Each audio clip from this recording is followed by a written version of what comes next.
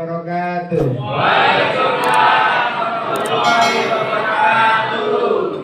Selamat sore, salam sejahtera, Om Swastiastu, Namo Buddhaya, salam kebajikan bagi kita sekalian. Bismillahirrahmanirrahim. Alhamdulillah alladzi khalaqal insan 'allamahul bayan. Asyhadu an la ilaha illallah wahdahu la syarikalah, al-malikul mannan. Wa asyhadu anna sayyidana Muhammadan 'abduhu wa rasuluh sahibul mu'jizati wal bayan. Allahumma sholli wa sallim wa barik ala sayyidina Muhammadin afdalil insan wa ala alihi wa ashabihi wa ahli baitihi dhabil irfan. Subhanaka la ilma lana illa ma 'allamtana innaka antal alimul hakim. Rabbi shrah li sadri wa yassir li amri wahlul 'uqdatam min lisani yafqahu qawli waj'al li waziran min ahli. Rabbana ftah bainana wa baina qaumina bil haqqi wa anta khairul fatihin. Kota agro industri mudah-mudahan senantiasa diberikan sehat walafiat oleh Tuhan Yang Maha Kuasa. Diberikan umur panjang, diberikan rezeki yang melimpah, bisa dermawan, bisa ngasih ke Ustaz juga nanti ya. Pasti. Semoga Tuhan senantiasa memberikan ke beliau kekuatan dan hidayah sesuai dengan agama beliau. Bapak Ibu hadirin, saudara-saudara sekalian, jamaah yang diberkati Allah Subhanahu wa taala, sebelum saya meneruskan tausiah pada sore hari ini, tak elok kalau saya tidak memperkenalkan diri. Walaupun sudah diperkenalkan barangkali tadi sama MC yang kondang ini Pak Wahyono, tapi saya patut memperkenalkan diri. Sebab apa? Kata pepatah, tak kenal maka tak sayang. Tak taruh, tak sayang. Oke. Asma kula nami kula, nama saya Rahim Hadi Anwar, yang keseharian biasa lebih terkenal dan lebih sering dipanggil Ustadz daripada Letkol Rohim. Jadi saya punya pangkat Letnan Kolonel Laut, dinas di Dinas Kesehatan Korps Marinir yang tempatnya di Jalan Kuini 2 nomor 6 Senen Jakarta Pusat dekat RSPAD. Sebelahnya Hotel Borobudur, sebelahnya Lapangan Banteng, pokoknya seputar sana dah. Tahu kan Pak? Kalau tidak tahu tidak apa-apa. Nanti ke sana kan pasti tahu. Saya di sini sudah tahu, saya Google Map nyampe juga sini. Saya asli dari Bangladesh. Ya. Ada yang bilang Bangladesh, ada yang bilang LA, terserah. Kalau Bangladesh itu bangsa Lamongan Deso.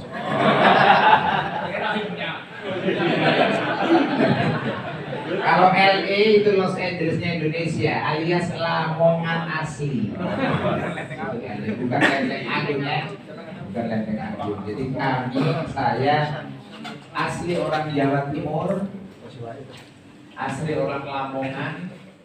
Kalau Bapak Ibu mohon maaf yang Muslim pernah ziarah. Ini Ramadan, ini bulan puasa, dan semua umat Muslim khususnya pengen Ramadan yang diterima Allah Subhanahu wa taala. Betul apa betul? Betul. Tetapi semua manusia pasti pengen bahagia. Betul? Betul. Cek tenggeriku agama apapun, ras apapun, semua manusia pasti pengen bahagia, pengen senang, hidupnya pengen bahagia. Ketika besok kembali ke haribaan Tuhan Yang Maha Kuasa juga pengen bahagia. Nah kita semuanya ini pengen bahagia apa pengen bahagia? Bahagia. Pengen ya? Betul? Betul. Wong buktinya pengen bahagia di dunia saja sampai dia kerja kok. Nggih apa nggih? Dewangin jelebut, jelebut itu tahu jelebut? Acur. Pokoknya acur-acuran lah. pagi berangkat sampai petang balik lagi. Untuk apa itu? Bahagia. Untuk bahagia dunia. Dileput, Pak. Dilembut. Makanya Bapak Ibu ingkang dirahmati Allah Subhanahu wa taala. Kata Rasulullah sallallahu alaihi wasallam. Ngapunten ya karena saya umat Islam. Nabi ketika akan ngeten. Nanti pernah ditanya oleh sahabat, "Man najah ya Rasulullah?" Kanjeng Nabi, siapa sih orang yang bahagia itu? Dan caranya bagaimana? Mohon izin bermaaf, ada di dalam umat Islam sahabat bertanya kepada Kanjeng Nabi, Rasulullah ditanya, "Man najah? Siapa sih orang yang bahagia? Caranya mencapai kebahagiaan itu apa?" Mungkin nanti Bapak cocokkan dengan kitab Alkitabnya. Oh, pernah dengar enggak di Alkitab ini, di Al-Quran begini, di hadis begini gitu. Kalau di dalam hadis ditanyakan, mana aja siapa orang yang bahagia dan caranya bagaimana ya Rasulullah? Dijawab oleh Kanjeng Nabi, pertama, amsik alaika lisanaka, yaitu orang yang pengen bahagia, orang yang harus dan bisa menguasai lisan. Wong sing saged mampu menguasai, menjaga lesannya, ucapannya. Jemaah, jemaah, wih jemaah. Alhamdulillah. Lesannya pertama, ucapan. Loh, orang bisa bahagia, orang bisa bertengkar, orang bisa cerai-berai, itu semua karena lesan kok. Gitu Oke? Di kantor bisa damai, di kantor bisa tenang karena lesan. Karena apa? Di kantor bisa berabe, di kantor bisa saling padu. Apa padu? Berantem. Gara-gara lisan, ucap. Sampai Rasulullah Kanjeng Nabi ketika akan makan yu'minu billahi wal yawmil akhir falyakul khairan aw liyasmut. Kalau kamu beriman pada Allah dan hari akhir, kalau kamu udah bisa ngomong baik, lebih baik diamu adalah emas, bicara yang baik adalah intan permata. Jemaah. Saya kasih tahu. Di rumah tangga aja Pak, di rumah tangga ini antara suami istri, kalau saling enak ngomongnya kayak apa? Saling menghargai, tidak saling olok. Rumah tangga akan damai. Gitu Bang. Kenapa sih awal-awal kita ini yang pengantin baru dulu, ketika kita masih pengantin baru, kok bisa mesra begitu, ucapan-ucapan yang keluar dari lisannya itu, yang itu masih selalu nih. Udah maaf. Saling tanya, ya beb, kanda, kok bisa begitu? Waktu masih ta'aruf dulu, bisa bikin lagu-lagu pantun jenaka waktu masih pengantin baru. Ya karena saya ini orang kampung dan saya memang masih saudara sama Bang Roma, sehingga Bang Roma kan pernah bikin lagu pantun. Dimulai tadi. Waktu ketika masih ta'aruf, masih pengantin baru, dia masih bisa bikin lagu pantun.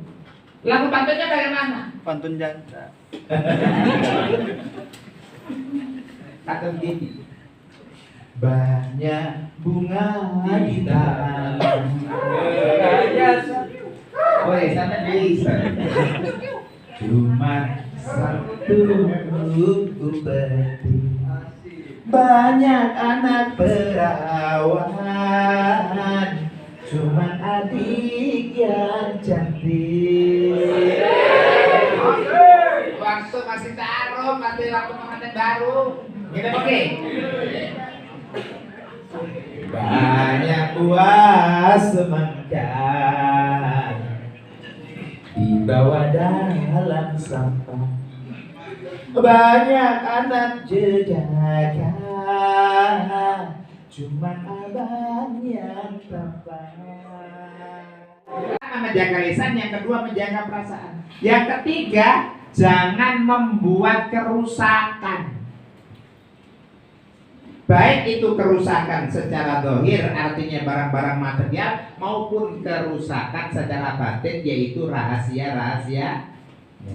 Tolong dijaga. Contoh, ngapunten, syarat untuk kerumunan, sampai punya sepeda motor, pinjam sepeda motornya orang, kembali kok rusak, kira-kira jadi rukun apa enggak? Jadi musuh. Atau gini, pinjam motor, pinjam mobil, kembali mobilnya harusnya bensinnya tetap full, tidak berat, boten apa-apa, boten rusak. Nah ini apa?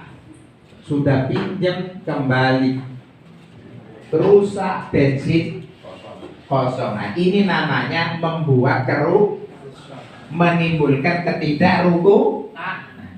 Jamaah yang dirahmati Allah Subhanahu wa taala. Hati kita harus kita perbaiki. Kalau kita punya hati yang tersirami nur ilahiyah, nur dari Tuhan, cahaya dari Tuhan, maka damai semuanya. Hatinya bagus, keluar ke tangan, tangannya jadi tangan bagus, dermawan, bagus. Dikit-dikit ngasih orang, dikit-dikit sedekah, loman. Tahu loman? Ya, dermawan itu, tidak pelit. Tapi kalau komandannya hatinya jelek, jadinya orang pelit. Nah itu jangan. Lebih-lebih puasa ini, di bulan Ramadan ini.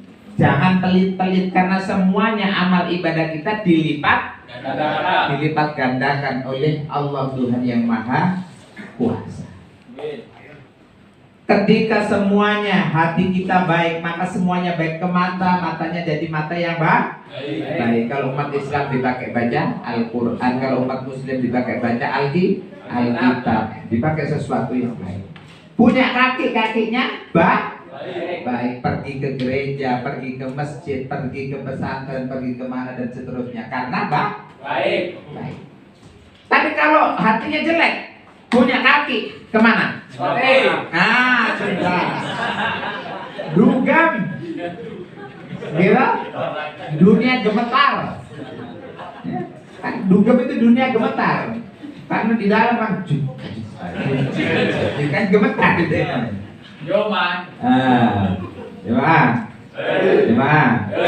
Makanya kalau kita punya hati yang baik, ya Allah, loman, dermawan, baik, cinta kasih, mengayomi dan seterusnya, mencapai satu keindahan dan kebahagiaan yang ditanyakan oleh sahabat kepada Rasulullah. Maknanya yang ketiga adalah wabekika an khotiatika, mencucurkan air mata ketika kita mengingat salah-salah yang pernah kita perbuat. Bapak Ibu, kita sebagai manusia tidak lepas dari dosa dan salah. Kita bangkit. Tidak ada manusia yang al-maksum kecuali Rasulullah Muhammad Sallallahu Alaihi Wasallam. Itu sebagai keyakinan kita umat Islam. Semuanya manusia pasti punya salah, karena dasarnya al-insan mahalul khata' wa nisyan. Dikatakan manusia itu karena punya salah, punya dosa, punya alfa, itu pasti. Yakin itu. Apa mana model-model kados panjenengan konten ini malah akeh salah itu mengapi. Banyak salahnya daripada baiknya. Termasuk saya. Tapi bagaimana apa-apa? Tidak apa-apa. Ternyata Tuhan itu Maha Pemaaf. Secara zahir dan lahir. Tapi kalau kepada Tuhan kita baca istighfar saja sudah dimaafkan. Tapi Bapak Ibu, karena kita ini manusia yang punya salah, punya dosa, tidak lepas dari salah dan dosa, maka monggo kita lan panjenengan sami di dalam kehidupan ini saling memaafkan.